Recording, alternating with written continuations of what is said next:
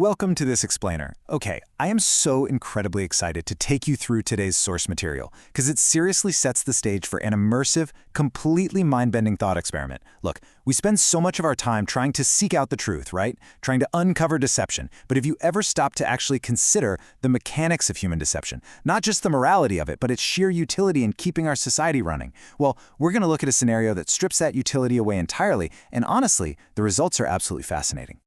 I really want you to imagine this. Picture waking up tomorrow morning and discovering that you are the last surviving human being on Earth who's capable of telling a lie. To the rest of humanity, words have suddenly become this direct, unalterable mirror of reality. Because nobody else can lie, the very concept of untruth just completely evaporates from human consciousness. Skepticism, suspicion, doubt, poof, vanished entirely. You've literally just woken up with the ultimate cheat code to reality. If you speak a sentence, whoever is listening will automatically accept it as absolute objective fact. I mean, it sounds like a total dream, right?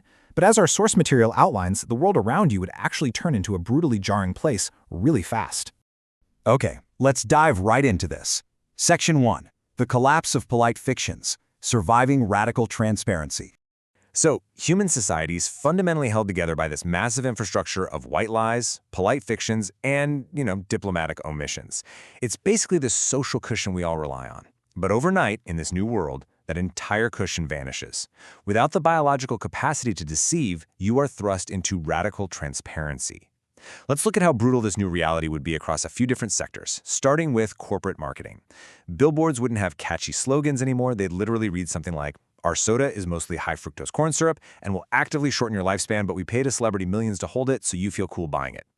Then, moving over to global politics, a presidential debate wouldn't take hours, it would be over in exactly 4 minutes. A candidate would literally step up to the podium and say, "I'm running for office because I am deeply insecure, I crave systemic power, and I fully intend to favor my wealthy donors over the working class." And then, oh man, there's daily socializing. Casual conversations wouldn't be casual anymore, they'd become active social landmines. Just imagine you're at a gathering and your friend looks you dead in the eye and says, "I invited you to this dinner party purely out of obligation, and I have spent the last hour wishing you would leave." Yikes. I mean, we've all been at parties that dragged on a bit too long, right? But in this reality, there's no polite smiling, no fake yawning to excuse yourself.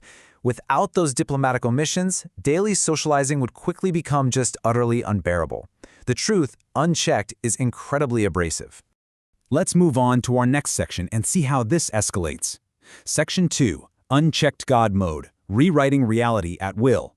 Now, because the human brain in this scenario no longer possesses any filter for deception, your unique ability to fabricate stories gives you absolute, unchecked authority over civilization.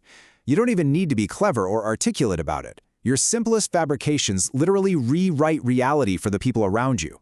Just think about the ultimate financial loophole. You could stroll right into a high-end real estate office, point out the window to a massive skyscraper, and calmly state, "There has been a clerical error at the central bank, this building belongs to me, and you need to hand over the keys immediately." Think about the reaction here. The agent wouldn't call security, they wouldn't laugh you out of the room. Instead, they'd break out in a cold sweat, apologize profusely for this massive systemic error, and hand you the deed right on the spot.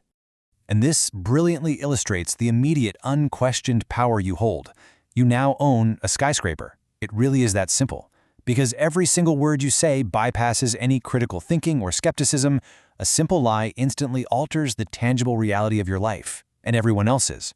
You essentially become the ultimate scriptwriter for human history. You could fabricate scientific laws or literally establish global movements in an afternoon. You could point to a completely harmless puddle of water, tell the world it's an ancient elixir of youth, and people will travel across continents just to drink from it. And here's the crazy part. Because they believe you absolutely, without a shadow of a doubt, they'll be fully convinced they're feeling younger by the second. The placebo effect, combined with this absolute trust, makes your lies a physical reality for them. But this is where the explainer takes a much darker, much more somber turn. Section 3. The existential prison, the horror of the alone. Now, what's really interesting about this slide is the concept of the trust void.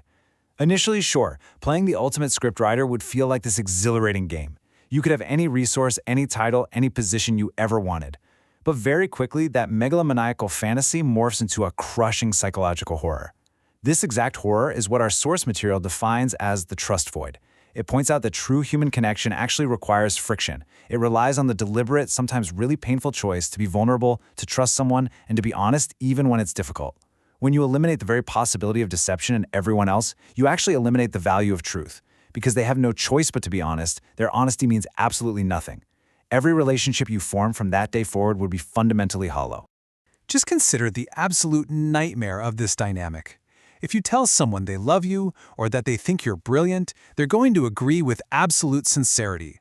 But you will never know if they actually feel that way organically, or if their brain is just simply reacting to the unrejectable software command of your lie. You've basically programmed them to love you, which, when you think about it, destroys the very essence of love itself. You'd spend the rest of your life completely starved of a genuine, unmanipulated human response. Everyone around you would simply reflect the reality you've dictated to them. You weren't interacting with people anymore. Actually, scratch that. It's more like you're walking through a world of living mirrors, seeing only the reflections of your own fabrications. The isolation would be profound. So the crucial point boils down to this. You would be the undisputed king of a global empire, entirely trapped in a silent cage of your own fiction.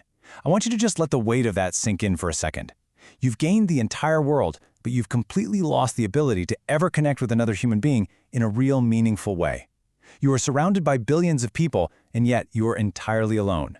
Which brings us to the end of our explainer, and leaves us with a very important question.